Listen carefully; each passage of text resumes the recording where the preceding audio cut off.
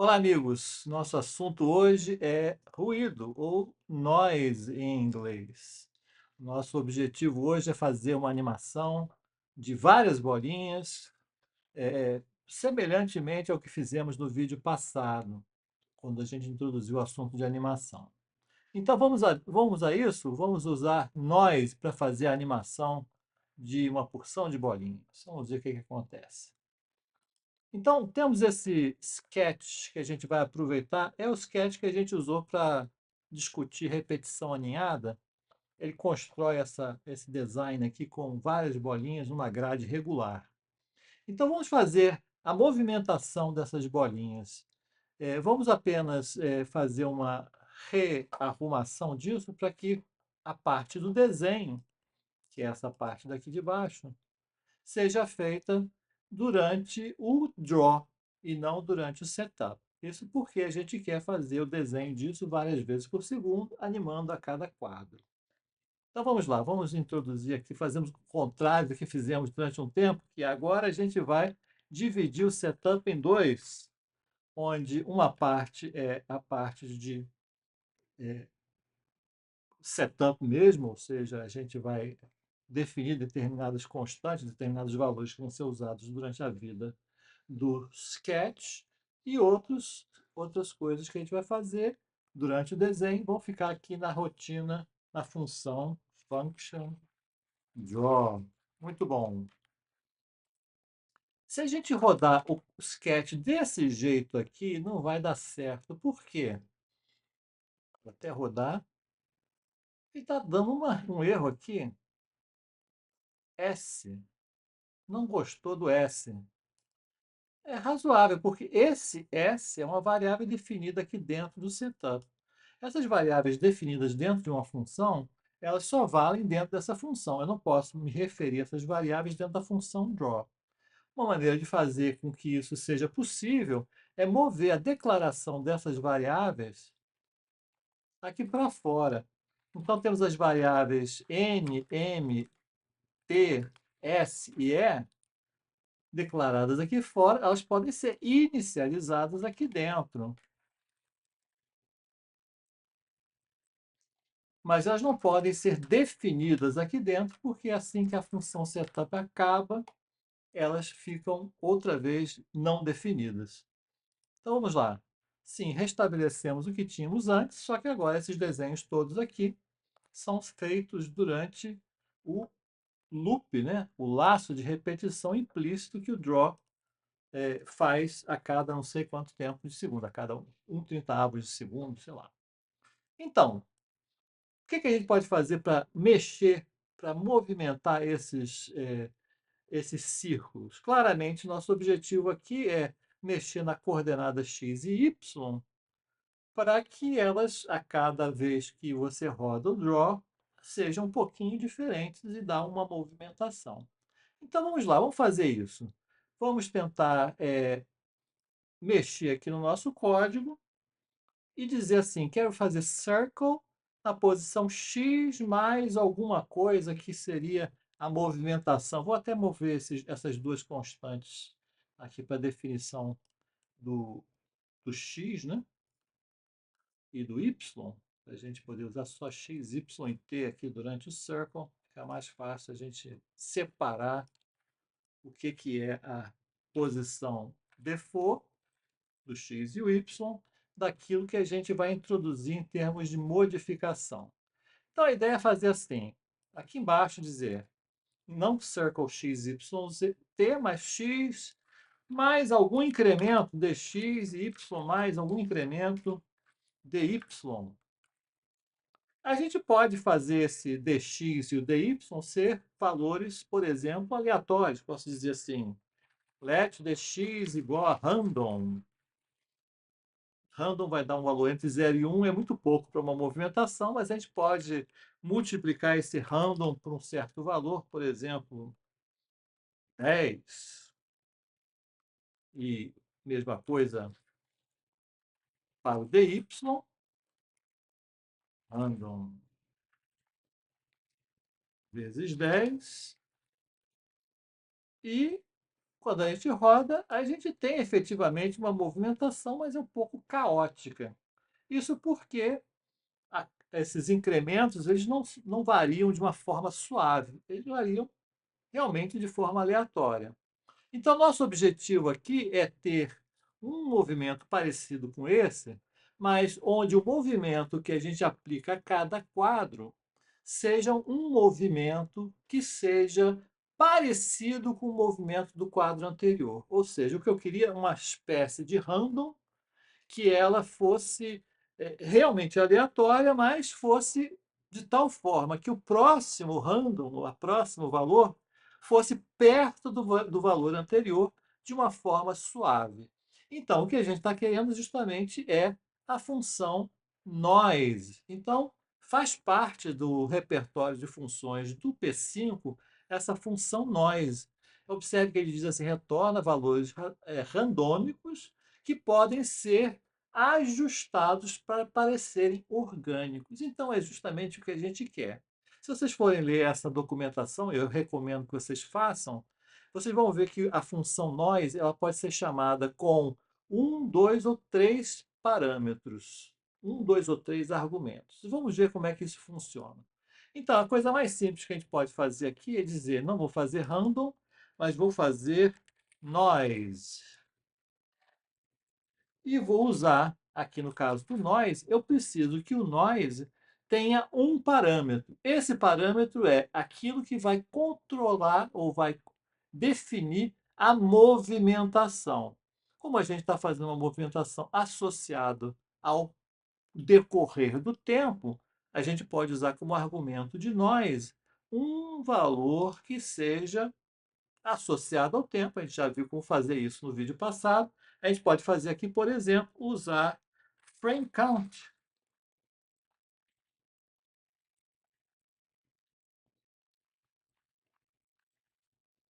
Ok? Então, vamos ver o que acontece nesse caso. Ainda está andando muito, de forma muito rápida. Não está dando para ver uma suavidade maior. Talvez se a gente passasse aqui um valor que fosse andando para frente mais devagar, a gente pudesse ver um movimento mais suave. Então, vou definir aqui uma variável chamada velocidade, vou reduzir o nosso frame count, por exemplo, por 10. Então, vou dizer noise de frame count vezes V, vou, mesma coisa aqui embaixo, vezes V. Então, agora podemos ver um movimento um pouquinho mais suave, ok? Uma coisa que está errada, ou não está errada, mas não está muito agradável nesse movimento aqui é o fato de que, como a gente está sempre incrementando um valor positivo, ele não fica se movimentando em torno do centro original, que é x e y. Seria bom se a gente usasse um dx e um dy que fossem valores aleatórios entre menos alguma coisa e outra coisa. Vamos definir aqui a quantidade de movimento por uma outra variável, a, que seria, digamos, eu botei 10, mas eu vou botar 20, que seria a amplitude, não é isso? Então, essa é a amplitude de movimento. E o v seria a velocidade de movimento. Velocidade só, pronto, chega. Ok. Muito bom. Então, se a gente fizer isso, a gente pode dizer assim, vezes v vezes a. E aqui vezes a. Isso vai dar um valor entre 0 e a. Eu queria uma coisa do tipo entre menos a sobre 2 e mais a sobre 2. O que eu posso fazer é o seguinte, eu multiplico por a e subtraio a sobre 2. Então, se o valor de nós retorna zero, eu tenho menos a sobre 2, porque zero vezes a, zero.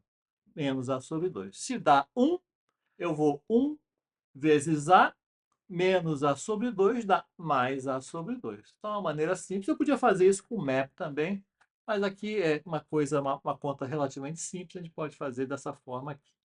Então, vamos ver o que acontece. Muito bom, temos aí um movimento, mas é o mesmo movimento para todas as bolinhas. E se a gente quisesse fazer um movimento separado para o x e para o y? Podemos fazer isso. Para tanto, a gente vai fazer o uso do noise com dois argumentos. Esse daqui que vai ser mais ou menos o argumento do tempo e, digamos, o x, que é o argumento do espaço, espaço x, e aqui para o y, vou fazer noise, que depende da coordenada y. Isso faz com que a gente tenha duas séries x e y que são distintas. Ok? Vamos ver aqui. Está funcionando, mas o que a gente está vendo, o que, que é? As linhas e as colunas estão se movendo juntas, ou seja, sempre que eu desenho uma linha, pode ser shiftada para lá e para cá, uma coluna, não é isso? Mas esse movimento é constante, ele é sincrônico entre todas as bolinhas de uma linha e outras bolinhas de outra linha. Vou até aumentar um pouquinho a amplitude para ser, digamos, 60, aí fica mais fácil de ver. Ok? Muito bom. O que eu queria fazer é que o movimento fosse independente mesmo para cada uma. Ok? Como é que a gente pode fazer isso? A gente pode fazer isso dizendo assim: faz o dx é nós de x e y, é só aquela bolinha, e também o dy também para x e y, ou seja, vamos usar o nós com três argumentos. Ok. Ficou interessante. Mas a gente está vendo que esse movimento está sempre sendo um movimento na diagonal. Por quê? Porque, na verdade, a gente está fazendo exatamente a mesma conta, o mesmo noise. Se os argumentos são os mesmos, o valor que dx e dy recebem vão ser também iguais. É diferente do random, que sempre dá valores distintos. Aqui, o noise ele sempre depende do valor dos argumentos. Ok? O que está movimentando todo o nosso design aqui é o fato de que frame count, né, está sendo modificado ao longo do tempo. Mas o x e o y para cada uma das bolinhas é sempre o mesmo. E certamente, se você dá x e y para dx e x e y para dy, o valor retornado vai ser o mesmo. Como é que a gente faz agora para o movimento ficar mais independente? Seria usar, por exemplo, ou um outro x e um outro dy, eu posso botar x mais 1 milhão, sei lá, alguma coisa, aí eu vou ter uma outra série, já que vai depender de um outro valor de x, ou eu posso fazer para o y, ou posso fazer para o frame count. O que eu vou fazer aqui é mudar aqui de tal forma que, na hora que eu coloco aqui para dx, por exemplo, eu vou somar a esse frame count vezes v, vou somar mais, vou dar um argumento somado mais, pode ser qualquer número, na verdade. A ideia é que a gente vai fazer o uso de uma série de noises que está sendo sempre computada, digamos, 10 unidades na frente para o x do que para o y. Vamos ver o que acontece nesse caso. Aí sim temos um movimento bem independente, já que os movimentos do x e os movimentos y são computados de maneira diferente. Vamos fazer uma outra brincadeira para ver como é que isso fica mais interessante ainda? Observe que a gente pode aqui já modificar essas duas variáveis v. A gente pode também modificar n, né? O n aqui está sendo igual a 10. Esse talvez seja o caso de botar o n aqui para cima, só para a gente poder diretamente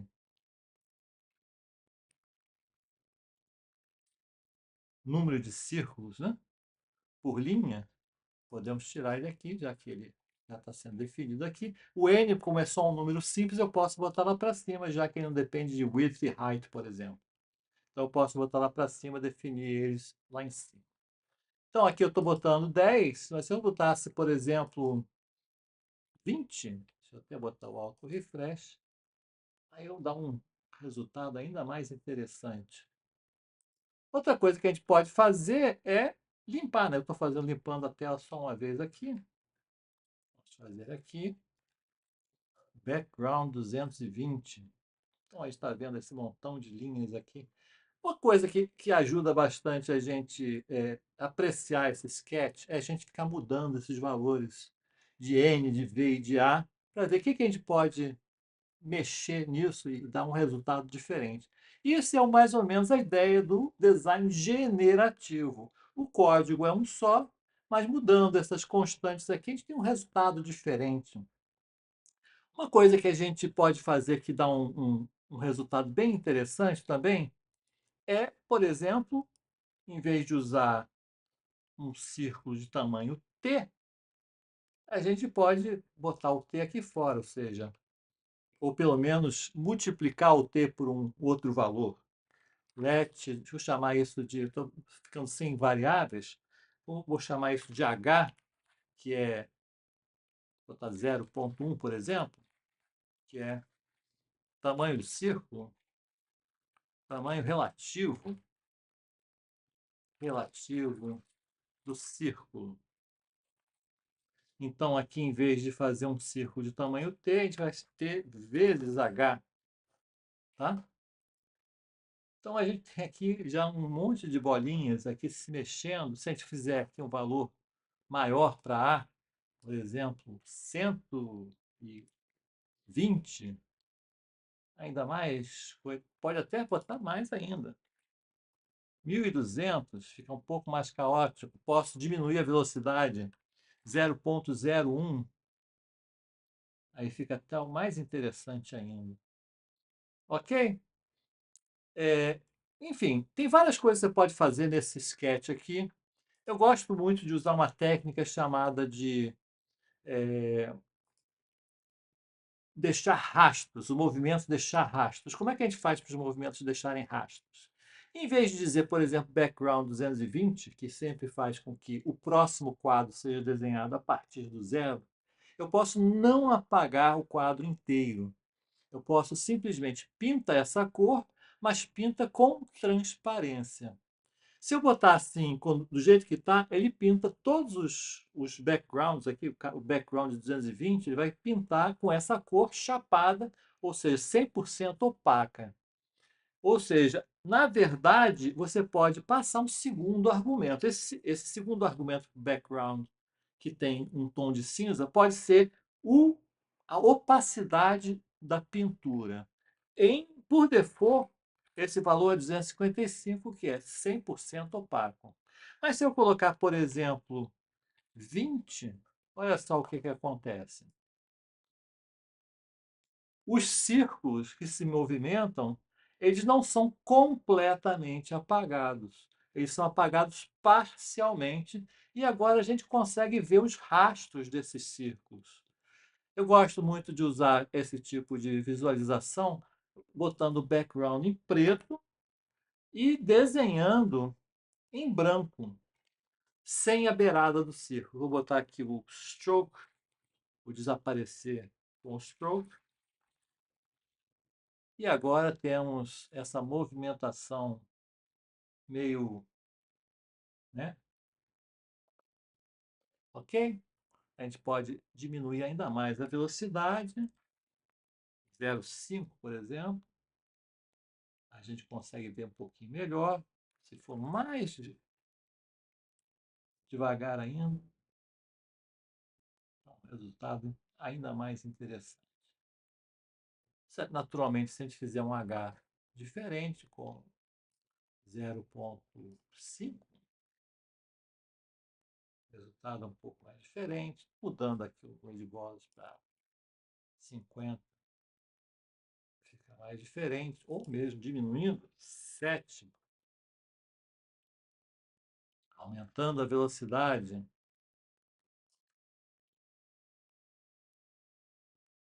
Enfim, tem muitos efeitos interessantes que você pode usar.